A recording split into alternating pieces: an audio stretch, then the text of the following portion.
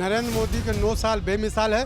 नरेंद्र मोदी के राज में made in India, startup India, Ayushman card, धारा 370, श्री राम मंदिर, मेट्रो, रेलवे में डेवलपमेंट, परिवहन, उज्ज्वला योजना, आयुष्मान योजना, एयरपोर्ट, एम्स, हर एक स्टेट में एम्स खोला गया। यूक्रेन के अंदर अगर हमारे देश के बच्चे बच के आते हैं और पाकिस्तान के लोग भी हमारे देश का झंडा लेके आते हैं और ऑस्ट्रेलिया का प्रधानमंत्री मोदी जब बॉस बोलता है तो मोदी जी का विजन है इतना बड़ा, स्पष्ट रूप से भारतीय जनता पार्टी की सरकार और मोदी जी वापसी कर रहे हैं 2024 के अंदर। जो फ्रांस का अवार्ड मोदी को मिला तो मोदी ने ये स्टेटमेंट दी, ये 142 करोड़ भारतीयों का अवार्ड है, मेरा सम्मान नहीं है। अडानी मुद्दे पे कांग्रेस की दोगलापन आज सामने आता है। राजस्थान में कितने हजारों बीघा जमीन अडानी को दे दी, तो फिर वहाँ पे क्यों नहीं बोलते? यही राहुल गांधी सोलर प्लांट के लिए कितनी जमीनें दे दी, पूरा बॉर्डर बेच दिया जैसलमेर का। भारतीय जनता पार्टी निश्चित रूप से वापसी करेगी 2024 के अंदर और नरेंद्र मोदी इस देश के प्रधानमंत्री के रूप में शपथ लेंगे और इसी लाल किले से फिर से वो भाषण देंगे अगली बार। एक लालू यादव ने इतना बड़ा स्टेटमेंट, मैं क्या बोलूं, उन्होंने बोला था नीतीश कुमार सांप है, हर 2 साल बाद केंचुली बदलता है, फिर उनकी गोद में जाके बैठ गए। ये लोग इंडिया को बदनाम कर रहे हैं विदेश में जाकर, जबकि हिंदुस्तान में मोहब्बत ही मोहब्बत है। तेरी दादी ने लोकतंत्र की हत्या की थी, इमरजेंसी लगाई थी।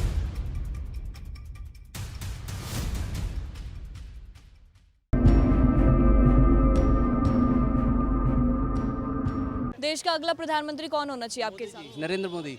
मोदी जी क्यों?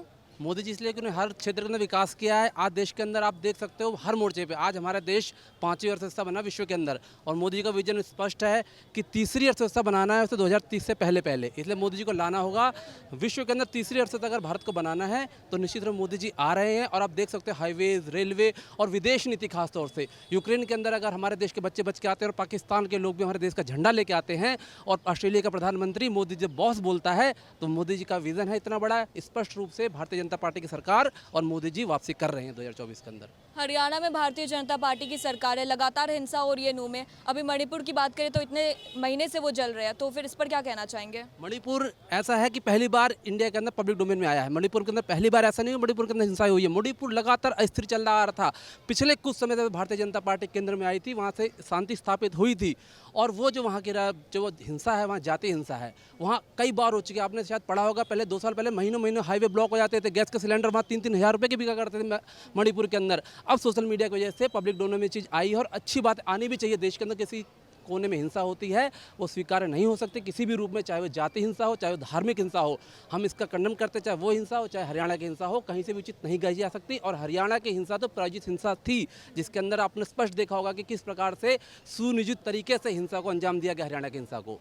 वो वहाँ जाति हिंसा थी, यहाँ सांप्रदायिक हिंसा, दोनों में अंतर है। आप लोग देखिए इस चीज़ को, इसलिए इसका बहुत ज़्यादा असर नहीं पड़ने वाला है। भारतीय जनता पार्टी निश्चित रूप से वापसी करेगी 2024 के अंदर और नरेंद्र मोदी इस देश के प्रधानमंत्री के रूप में शपथ लेंगे और इसी लाल किले से फिर से वो भाषण देंगे अगले साल।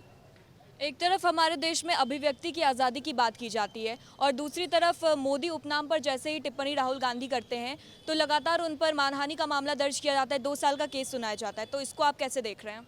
देखो ये न्यायालय का काम था, जिन्होंने अपने अपील की थी इसके अंदर अपने सरनेम के हिसाब से। एक न्यायालय ने उन्हें सज़ा सुनाई, सर्वोच्च न्यायालय ने उन्हें बरी कर दिया। इसलिए न्यायालय के ऊपर तो टिप्पणी करना उचित नहीं होगा, किसी भी एंगल से हम न्यायालय के ऊपर कोई कमेंट नहीं कर सकते हैं इस प्रकार से। लेकिन पहली बार ऐसा देश के अंदर एग्जाम्पल सेट हुआ है कि नेताओं को भी सज़ा हो सकती है। आज से पहले आम पब्लिक के मन में धारणा क्या थी कि नेता कुछ भी कर ले, कितना बड़ा करप्शन कर ले, किसी कुछ भी ले, कोई सज़ा नहीं होती थी। लेकिन पहली बार इस देश के अंदर हुआ है और केवल इनके पार्टी के नहीं हुआ, भारतीय जनता पार्टी के नेताओं को सज़ा हुई है। इसलिए कम से कम लोगों का न्यायपालिका पे विश्वास बढ़ा है और तो इस सरकार के अंदर बढ़ा है कि राजनेताओं को भी सज़ा हो सकती है। बाकी न्यायालय का फैसला है, उस पर हम टिप्पणी नहीं कर सकते हैं। माननीय न्यायालय जो भी फैसला देगा वो हमें। सदन में जैसे ही राहुल गांधी अडानी मामले पर चर्चा करते हैं उसके बाद इस चीज़ को क्यों सुर्खियों में लाया गया? मैम अडानी मामला तो सुर्खियों में लाने का रीज़न है, अडानी अंबानी इसके ऊपर राजनीति करते हैं लोग। लेकिन अडानी और अंबानी अडानी मामले पर जैसे राहुल गांधी बात करते संसद में उसके बाद इनका मानहानि का मामला जो है वो सुर्खियों में आ जाता है। तो दिखाते पुरानी फोटो कि अडानी और मोदी जी बैठे हैं प्लेन के अंदर, लेकिन प्लेन के अंदर बैठने से क्या होता है आप बताओ ना। अगर प्लेन के अंदर कोई बैठ गया तो कैसे कनेक्ट करोगे? अडानी कोई आज अमीर नहीं हुए हैं, अडानी को अमीर करने में कोई भारतीय जनता पार्टी का रोल नहीं है। अडानी मुद्दे पे कांग्रेस की दोगलापन आज सामने आता है। राजस्थान में कितने हजारों बीघा जमीन अडानी को दे दी, तो फिर वहाँ पे क्यों नहीं बोलते? यही राहुल गांधी सोलर प्लांट के लिए कितनी जमीनें दे दी, पूरा बॉर्डर बेच दिया जैसलमेर का, बाड़मेर, बीकानेर। वहाँ पे क्यों नहीं बोलते राहुल गांधी? वहाँ पे उनकी सरकार है, वहाँ पे बोलना चाहिए कि हजारों बीघा जमीन क्यों दे दी सरकार ने फ्री। वो भी तो मतलब अडानी, फिर अडानी आप तो मतलब इन्वेस्टमेंट के लिए तो आप गोद में लेके बैठते हो। और फिर मतलब मोदी सरकार को बदनाम करने के लिए अबानी अडानी, क्योंकि जब भी मतलब कोई भी इश्यू होता है तो ये दोगलापन नहीं होना चाहिए। सरासर कांग्रेस का दोगलापन नजर आ रहा है इसमें। मैं वही कह रहा हूँ कि जैसे बताया कि राजस्थान के अंदर सरकार है कांग्रेस की, उसके अंदर अडानी को ज़मीन देते हैं, उनका पावर प्रोजेक्ट लगता है, सोलर का सबसे बड़ा प्रोजेक्ट बन रहा है एशिया का, उसके लिए आप कुछ नहीं बोलोगे। लेकिन अगर यही सरकार उस प्रोजेक्ट के लिए कुछ पैसा देती है तो आप तुरंत उंगली उठा दोगे। कहते हैं कि मीठा मीठा गप गप कड़ो कड़ो थू थू, तो ये काम कर रही है कांग्रेस कि जहाँ अपनी सरकार है वहाँ तो अडानी को कुछ भी दे दो, भारतीय जनता पार्टी को प्रोजेक्ट देते हो तुरंत उंगली उठा दो। तो इनका तो शुरू से काम उंगली उठाने का, कभी भी देश का विकास इन्होंने ढंग से आज तक होने नहीं दिया। आज ये हाल देश का इन्होंने कर दिया था। आप लोगों ने देखा कितना कर्जा था देश के ऊपर, इस सरकार ने उस कर्जे को भी उतारा है और आने वाले समय में तीसरे नंबर की अर्थव्यवस्था बनाने के लिए भारतीय जनता पार्टी को इस देश का युवा दोबारा लाने वाला है। डेवलपमेंट के जो सरकारी नॉर्म्स हैं, हम केजरीवाल जी के डेवलपमेंट के लिए उन्होंने बंगला बनाया, उसके खिलाफ नहीं है, लेकिन किस तरीके से बनाया है। अगर 10 करोड़ की लिमिट है, आपको रेनोवेशन के लिए 10 करोड़ की लिमिट है, तो आप 10 करोड़ का यूज़ कीजिए ना। गवर्नमेंट ने अगर 10 करोड़ की केंद्र गवर्नमेंट ने दी है तो आप यूज़ कीजिए। आप 53 करोड़ रुपए, और कई तो कांग्रेस 170 करोड़ कह रही है, कांग्रेस 170 कह रही है, अजय माकन कांग्रेस लीडर, और चलो बीजेपी 53 कह रही है, पर वो प्रोटेस्ट ही नहीं कर रहे। वो केजरीवाल जी उसके अगेंस्ट बोलते ही नहीं है। उनको बोलना तो चाहिए एक बार, वो तो हमेशा मुखर रहते हैं, कोई उनके खिलाफ कुछ भी बोले तो पब्लिक के मन में ये बात आती है। सिसोदिया अंदर हैं, बोले मैं देशभक्त हूँ, कट्टर भगत सिंह के हम वंशज हैं, ये हैं वो हैं, और अभी तक उनको जमानत नहीं मिल रही है। नीतीश बाबू और ममता दीदी को प्रधानमंत्री के तौर पर देख रहे हैं क्या? मैडम, नीतीश बाबू तो अभी वो उसमें कैकई भवन में हैं, उनके तो हंसी निकल गई है। वो उन्होंने प्रेस कॉन्फ्रेंस नहीं की, उसके बाद उनके मन में है अभी तक संयोजक बनाने का, मैंने सारा कुनबा इकट्ठा किया और मुझे कोई संयोजक बना नहीं रहा। नीतीश बाबू की भूख, उनकी भूख जो है, ये भी बिहार से है, नीतीश बाबू की भूख इतनी बड़ी भूख है, 5 बार पलटी मारी उन्होंने सत्ता के लिए। एक लालू यादव ने इतना बड़ा स्टेटमेंट, मैं क्या बोलूं, उन्होंने बोला था नीतीश कुमार सांप है, हर 2 साल बाद केंचुली बदलता है। फिर उनकी गोद में जाके बैठ गए नीतीश कुमार। तो नीतीश कुमार का आप छोड़िए। मोदी सरकार के 9 साल बेमिसाल या बेहाल? बेमिसाल। नरेंद्र मोदी के 9 साल बेमिसाल है। नरेंद्र मोदी के राज में made in India, startup India, Ayushman card, धारा 370, श्री राम मंदिर, मेट्रो, रेलवे में डेवलपमेंट, परिवहन, उज्ज्वला योजना, आयुष्मान योजना, एयरपोर्ट, एम्स, हर एक स्टेट में एम्स खोला गया। पहले दिल्ली में सिर्फ एम्स था, आज आप देखिए झारखंड में भी एम्स, झारखंड में 2 एम्स, सब जगह एम्स। कल उन्होंने 1309 स्टेशंस का वो रेनोवेशन करने की बात की है। नहीं, 1309 हो गए हैं।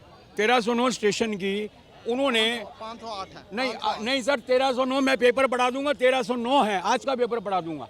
1309 है, जिसमें से 55 यूपी और महाराष्ट्र भी हैं, और उसमें 22 पंजाब के भी हैं।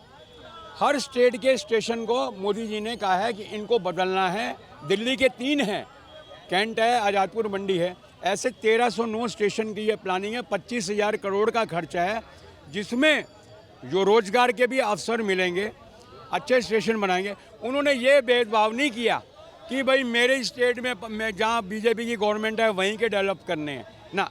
उन्होंने पंजाब, जिसमें लोकसभा की सीटें कम हैं, उनके 22 स्टेशन को डेवलप करने के लिए बोला है। सरकार नहीं है मोदी की, तो वो जो कर रहे हैं विकास, वो ये देख के नहीं कर रहे हैं, पूरे देश का कर रहे हैं वो। राहुल गांधी पर जो ये मानहानि का मामला दर्ज किया गया और उनको 2 साल की सजा सुनाई गई, तो कहाँ लगता है कि कहाँ तक ये बात सही है? क्योंकि इस तरीके से भारतीय जनता पार्टी लगातार राहुल गांधी पर सवाल खड़े कर रही है।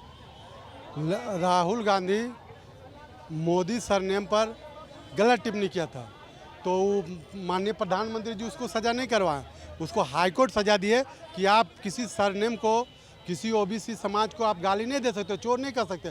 पर्टिकुलर आप किसी को चोर बोलिए और उसको साबित कीजिए।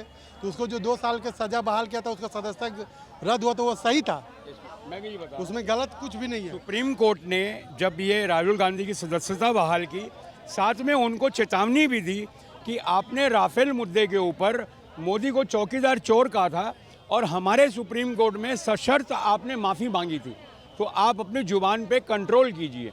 अभी उनके ऊपर भिवंडी में एक और केस है मानहानि का, कमांडर ऑफ थीफ कहा गया है मोदी को। अभी वो केस की 23 अगस्त की डेट दी हुई है। तो ये मानहानि, उनका कोई इन्फिनिटी कॉम्प्लेक्स है, कोई हीन भावना है, क्या है जो वो सीधा मोदी पे ही अटैक करना चाहते हैं। जो देश के बाहर भी जाते हैं वो, तो वहाँ मोदी की बुराई कर, मतलब मोदी की बुराई करना। मोदी को अगर फ्रांस का अवार्ड मिला, सबसे बड़ा जो फ्रांस का अवार्ड मोदी को मिला, तो मोदी ने ये स्टेटमेंट दी, ये 142 करोड़ भारतीयों का अवार्ड है, मेरा सम्मान नहीं है। मोदी 142 करोड़ भारतीयों को लेके बाहर बात करते हैं, और राहुल गांधी देश में लोकतंत्र नहीं है। अरे तेरी दादी ने लोकतंत्र की हत्या की थी, इमरजेंसी लगाई थी, तुमको ये नहीं पता क्या किया था? हैं? आज राहुल गांधी विदेश में जाकर सरदारों का कत्लेआम किया। आज राहुल लोकतंत्र की हत्या नहीं गांधी थी। विदेश में जाकर बोलते हैं कि भारत में नफरत हो रहा, भारत में नफरत फैल रहा है। आज आप देखे होंगे सीमा हैदर के केस, वो पाकिस्तान से इंडिया में आया और उसको मोहब्बत नज़र आ रहा, और वो पाकिस्तान में पैदा ली, लेकिन फिर भी इंडिया में वो बोला इंडिया में हम रहेंगे तो हमें जिंदा रहेंगे, लेकिन हम पाकिस्तान जाएंगे तो हमको मार दिया जाएगा। जबकि कुछ कांग्रेसी नेता बोलता है कि इंडिया में नफरत है। ये लोग इंडिया को बदनाम कर रहे हैं विदेश में जाकर, जबकि हिंदुस्तान में मोहब्बत ही मोहब्बत है। अंजू पाकिस्तान जाती है तो उसको सिर माथे पे बिठाया जाता है, उसको 2200 स्क्वायर फीट का उसको जगह दी जाती है, उसको ब्लैंक चेक दिया जाता है। क्यों? वो इंडिया से आई है। हम सीमा के ऊपर आरोप लगा रहे हैं कि भाई ये पाकिस्तानी एजेंट ना हो। क्यों ये आरोप लग रहा है? क्योंकि पाकिस्तान देश जो है उसके बारे में जो हमारी धारणा बनी है, बार बार हमारी पीठ के ऊपर उसने खंजर भोंके हैं। इसलिए सीमा जैसी जो चाहती है कि इंडिया में आके रहे, उसके ऊपर भी एजेंसी पीछे पड़ जाएगी। हमारी अंजू वहाँ गई, भारत की है, उसको प्यार हुआ, जो भी हुआ, नसरुल्लाह से उसने शादी की, धर्म परिवर्तन किया, लेकिन उसके ऊपर इंक्वायरी नहीं होती है। क्यों? क्योंकि इंडिया ने कभी गलत काम पाकिस्तान के अगेंस्ट नहीं किया। तो हमको दूध का जला तो छाछ को फूक फूक के पिएगा मैडम। तो सीमा के ऊपर इंक्वायरी करना हमारा हक बनता है, बाकी चाहे वो एजेंट बने या ना हो, ये बात। तो 2024 पर आम जनता की क्या राय है, ये अभी हमने आपको सीधे चांदनी चौक से दिखाया। आपको क्या लगता है कि 2024 में किसको प्रधानमंत्री बनना चाहिए, और आम जनता ने जो भी बातें रखी उससे आप कितना सहमत है, ये हमें कमेंट सेक्शन में ज़रूर बताएं। कैमरा पर्सन गोविंद के साथ मैं अपर्णा झा, न्यूज़ 15।